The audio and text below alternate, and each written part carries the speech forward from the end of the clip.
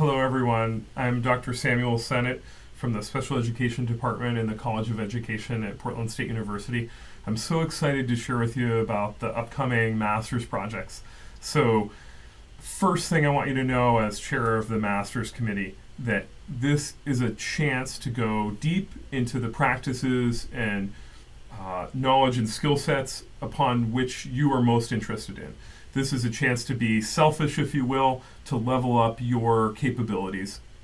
That being said, it's second, it's a chance to actually help kids and do good intervention work. Third, it's real science. So students have published these in scientific journals. One student group with our AAC work actually won an award as Best Scientific Article. And so that was a great honor for the students and for our lab. It's a terrific opportunity for everyone. It's some rigor. You're well supported by faculty, and I hope you enjoy the process. Thank you very much for listening and engaging in your master's degree. Hello, I'm Dr. Samuel Sennett, Assistant Professor of Special Education at Portland State University in the College of Education. I'm so excited to share with you about completing your master's degree.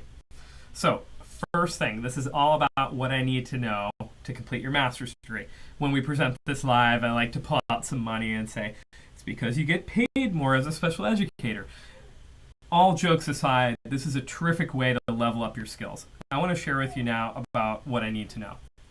So first, know that your licensure courses plus your master's core courses make up the master's degree program.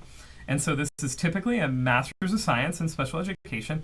And like I said, in most school districts, you're going to receive a salary increase. That is terrific. And there is an option to do a thesis. You're going to want to reach out to me or another faculty member to find out more. You may opt to do the rigor of a thesis inside of our current master's project structure. A good reason to do a thesis is if you need to bring in faculty, say, from another department like computer science or speech pathology, complexity, or system science. So it's a good option if you want to do more with research like a PhD or some other form of advanced degree. So one of the disclaimers we'll get out of the way is that there is a time-limited window in which to complete this. We call it the dreaded 7-year window. You must complete these credits within that 7-year window. You can see how it works. Right when you start your program, that starts the window. Then you have 7 years to complete these credits and successfully complete the master's project core, and that will make you eligible for receiving the master's degree. Now, I'll give you a little warning.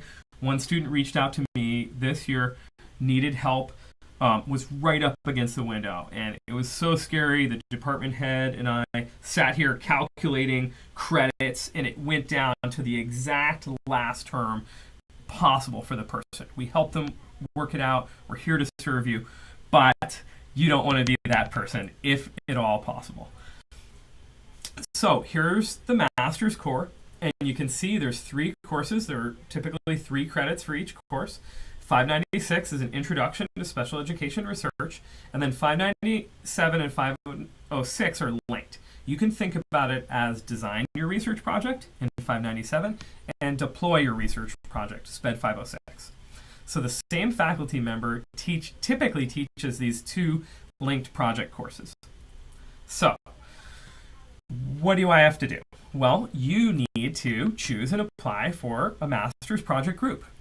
This is typically for the 597 and 506 combined project sequence. Today we're announcing those projects. We've announced them live, and we're sharing via video, so if you didn't get the benefit of hearing it in one of the cohorts, if you're a student from a previous cohort, here's that information. So the application is a project preference and interest inventory. It shares a little bit about your qualifications, skills, as well as your current occupation and place in relation to schools. So you're going to complete that, and then these 2 kind of separate options are to then go ahead and move forward and register for the SPED 596. That's typically offered in summer for 3 credits, and you're going to see updates and the registrar for exact dates and instructions. So here are the 3 projects. Mount Hood Kiwanis Camp is a perennial favorite led by Dr. Ann Fullerton. And this always fills quickly. It's a terrific option. Students spend 2 weeks up at Kiwanis Camp as counselors, and then they come back in fall and complete the project core and project course sequence. And they finish up in December. You can email Ann Fullerton with specific questions. Julia Sparsa Brown and Mary Morningstar are co-leading the inclusive practices for students and young adults with disabilities. This is an exciting project option. I'm co-teaching with Mary Morningstar right now about AAC, AT, and instruction. We're having a terrific time. I've worked with Julia Sparsa Brown. She is incredible. This project has 2 different focus options. One is investigating evidence-based literacy practices for English learners, and the second one is effective strategies for ensuring students with disabilities access to the general education content and overall context. This is a course, if you're into inclusion, literacy specialist, this is the course and project sequence for you. Sheldon Lohman and Chris Borgmeyer alternate typically the positive behavior supports class. If you are a PBIS specialist or are interested in this, this is the class for you. You get to flex your skills and develop your skills to be a behavior specialist and team leader. This is an all-time favorite for students interested in this topic. Dr. Lohman has incorporated aspects of UDL.